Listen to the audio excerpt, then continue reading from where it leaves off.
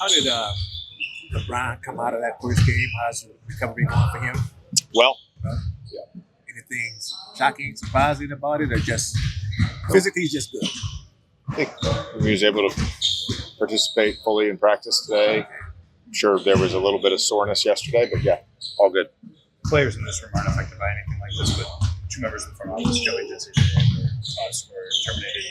Did you know about this at all? Or did you have any reaction to it? Yeah, I found out this morning that it was going to happen, but I don't have any comment on personnel decisions as it relates to the organization. The Utah plays, they're one of these teams that I think, I don't know if I want to be disrespectful, it's like it's a way to like cover the talent gap.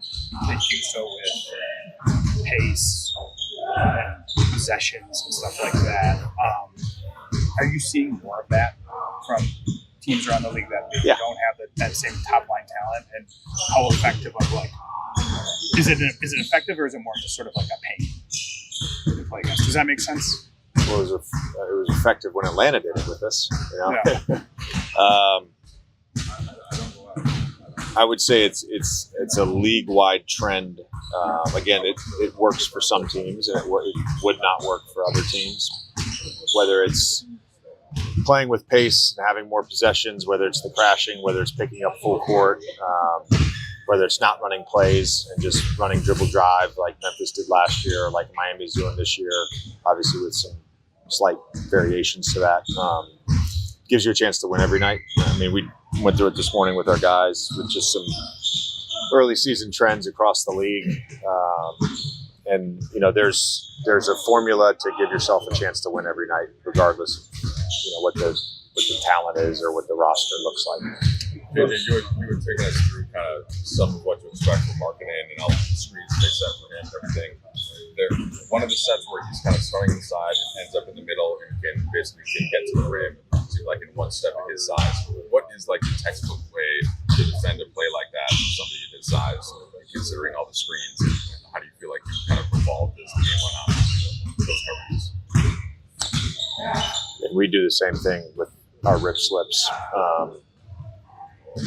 That's you know, if you're going to red off ball, there's obviously counters to that. I think the ideal version of the defense is you don't allow any separation. You're super physical. You stand the cutter and you stand the screener up, and you essentially shove them into each other. It's probably the best way to do it. Coach, are there any early season trends that have surprised you?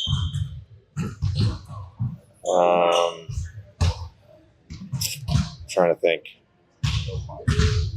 Not really. I mean, they're all pretty intuitive. You know, whether it's shot quality, turnover margin, scoring opportunity margin.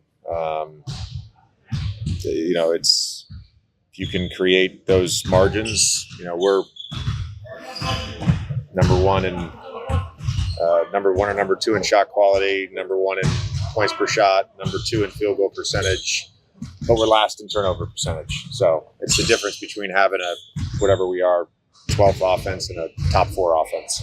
If we were just league average in turnovers, I think that's the biggest cleanup for us offensively. We're top 10 in every single action in terms of efficiency, whether it's on ball, off ball, DHOs, pick and rolls, ISOs, doesn't matter. We're top 10 in every action. We just literally turn the ball over too much.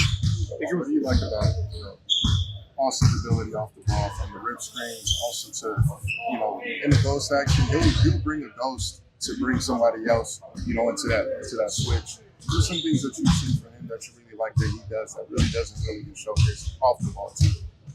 Yeah, whether you're setting a screen or whether he's setting a screen, I think he's got a really good feel. There's some gamesmanship with what he does. And I think for a guard, we started the year doing a lot of like-size on-ball screens and saw right away that he could get roller behind and create the 4-on-3. And then, with him in the middle of the floor as a decision maker, we haven't put in our pistol step yet, but that'll be something we'll add, and then he'll be great with that. Setting those early step-up screens for LeBron and Luka. I know him and DK got a bunch of stuff behind the defense last year with that. So I think the thing with him is He's not a one-trick pony in anything he does offensively. He's able to sort of morph into whatever is needed that night, and that's unique in this league. JJ? Yep, thanks. So many games last week, just getting to play just one. How does it feel to have a little bit extra time just to get your bodies back right again? It feels great. Just a little bit more rest, honestly. So it feels great.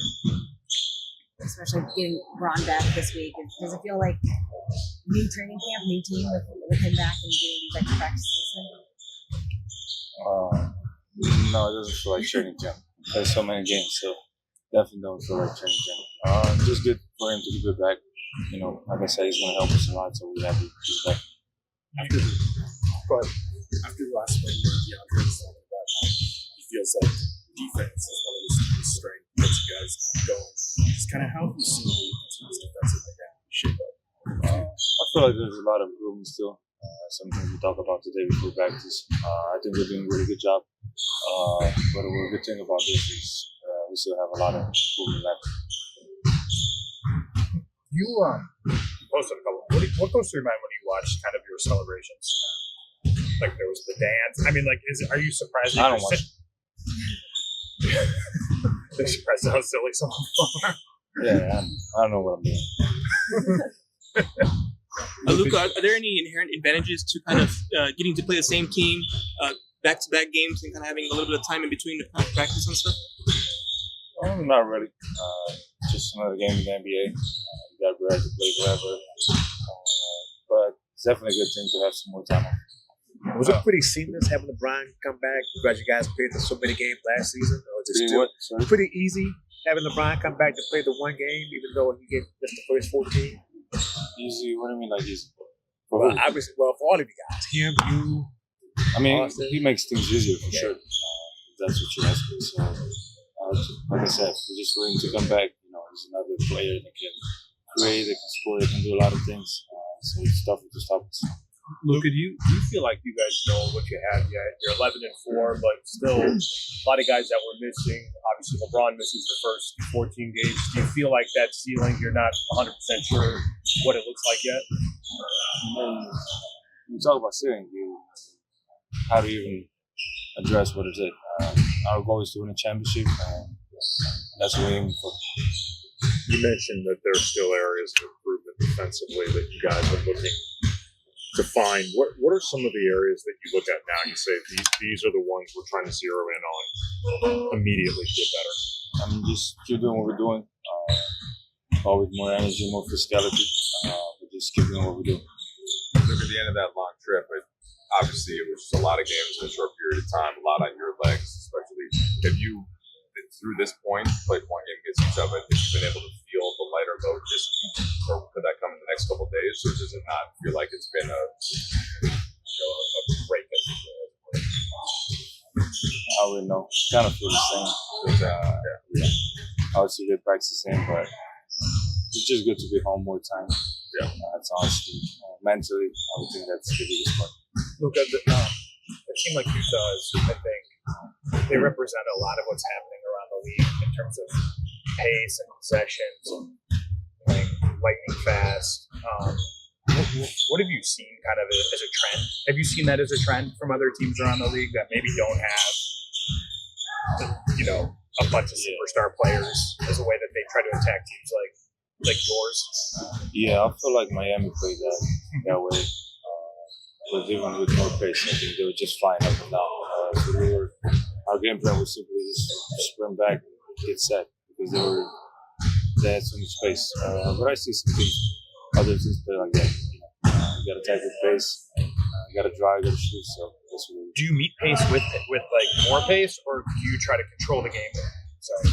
And can you slow it down and slow a team like Utah down? Is that possible? I mean, you guys scored 140 games. That's a question for JJ. Coach, that's game planning. I mean, I think it depends. I would say slow the game down a little bit. Put some big in my side pace. I don't really know. That's for coaches to decide what they want us to do. I have asked JJ about the pace, and he said that's something, hit a hits, throw it, that's at like the top of the game plan every game. It seemed like you guys did a better job of it against Utah How much does having LeBron back help you guys in that specific regard in terms of pace, in terms of getting usually buckets in transition? Yeah, I think he's an amazing transition player. We always talk and appreciate him. We talked a lot about throw heads. I just think what we're doing, but we could do it more, especially with LeBron back. His space and transition is insane. So he's going to help us a lot to do easy buckets. You gotta ask you about the kicks. You got the Florida, Luka Doncic on, and you do a lot, in the community. Also, you went to the park in New York too as well, and a lot more kids are really kind of wearing the Luka Doncic shoes too as well. But speak to a lot of the plans and stuff that's been going on with the shoe and things that you've been doing. Sorry, plans? Oh yeah, just the plans, and then how the kids have been reacting to the shoes and how you've been doing more stuff with Jordan. The plans is to sell a lot of shoes. As soon as I can. Good plan. But every time I see my shoe on the court, means a lot. It's what every basketball player thinks about. So I'm just happy to be part of that. Thanks, Luka. Thank you. Appreciate it, man. Jake, I know.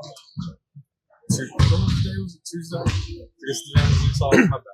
First time playing with LeBron. What was that experience like for you as someone who I imagine he's a guy you've watched for? It's like 3 years now. my entire life. Yeah, it was dope to finally get on the court with him. He brings something to this team that I don't think we really had. Just another, level of passing ability that he's able to do, and just the force he is on, on offense, in transition, and just when he has the ball in his hands. Yeah, it was really fun. I mean, I made my first shot that he passed to me ever, so I think we're in good standings, and hopefully I get a lot more. Jake, you had that basket cut, or I guess baseline cut. It's something that you do often, but it's not always easy to see, or you don't always necessarily get the ball. Did you, at a certain point, did you connect eyes, or how did you look it in, and after you made it, it looked like you had kind of an expression on your face? I'm pretty sure I was right out of a timeout, and he had literally came up to me. He told me, he said, just cut behind him. He said, cut behind him, and I'll find you. So when he got the ball in the post, my guy was just not even looking at me, so I just cut behind him and got the little dunk, the little and one dunk. Okay, I was giving you credit for making that stuff that he told you to make. I still read, when to cut. He was just able to make the pass, and then I was able to finish. Gotcha. You get to have those type of conversations with him in real time, in real life. How impressive or how surprising is that? You get to experience what everyone's been talking about in terms of IQ, problem solving, and get to actually play with. Yeah, I mean, he's kind of like Luka, just the way that he sees the game very differently when he's on the court. His passing ability, his high IQ, just the way he talks about the game. So it'll be good to just continue to learn from him as the season goes on. JJ's defensive disruptor. At times, are the same thing. You guys get stops. That's very defensive. Just kind of how do you fit into the defensive schemes here? And what would you say is how the team's defensive identity? Yeah, I mean, I just try to be as physical as I can defensively, trying to play passive lanes, disrupt the ball, getting steals, deflections. That's kind of what me and Smart been doing well this year. But now that we're in the second unit, whenever the starting unit might come up a little slow or whatever happens, or even if we're already going, we kind of just come in. Our job is to provide the juice every game, just to come in, be disruptive defensively. Is that what you consider kind of the upside version of this team defensively? Just disruption, physicality, energy, as opposed to specific scheme or anything like that? Yeah, I mean, I think we just go in there and we play with an edge, and we, try and play as physical as we can, not letting anything easy, and, Smart's little quote, the toughest team sets the rules, all that. So we try and just come in and do that every game. What's your hope this night in, night out? You got so many different weapons on offense, so many different players that can facilitate. What's kind of your goal on a night in, night out basis of how you can contribute any way possible? Yeah, I mean, as far as consistency, it's just controlling what I can, which is the defensive side of the ball, crashing, getting extra possessions, rebounds. I'm not going to score the ball every night because we have so many offensive talents. They're going to have nights where they're going. I will be able to get, those easy off-ball cuts, stuff like that, those open threes. But, there might be nights where I, score the 20 points, or there might be nights where I have 4 points, but I have, I'm loading up the stat sheet. So kind of just figuring out what each game is going to be for me and then playing into that role. Big along those lines for the first couple of weeks, since there were so many different guys in and out, you did have to jump around roles a lot, sometimes on the ball, sometimes starting, sometimes not. Was that difficult to then kind of know what to expect from yourself, and you feel like that now with especially LeBron back, could that settle in and help you find a certain rhythm within what you're asking to do? Yeah, I mean, earlier on, it was more so just like being super aggressive offensively, just because like it was me and AR, or me and Luka and AR and Brown were out, or whatever it was. So just my mindset going into the games was just be super aggressive offensively, and then still kind of take care of everything else. My mindset's still, being aggressive. It's just kind of in a different way because I'm playing with all those guys out there. So just trying to figure out what the game is. How do you feel like, the relationship with having Luka Doncic and also LeBron have their IQ on the floor, but then also having JJ, who also brings his IQ? How is the balance between all three of them on the floor? Yeah, I mean, there's tons of leadership on the court, from the players to the staff. Everyone's just being able to provide their different, views of whatever's going on, whether we're talking about coverages or what we're trying to run offensively, whatever it is. They all kind of bring just a different level of their IQ and their vision of what they see of the game. So it's just really good to be able to take a back seat and kind of just listen and learn from them. Thanks, Jake. Appreciate it. Appreciate you guys.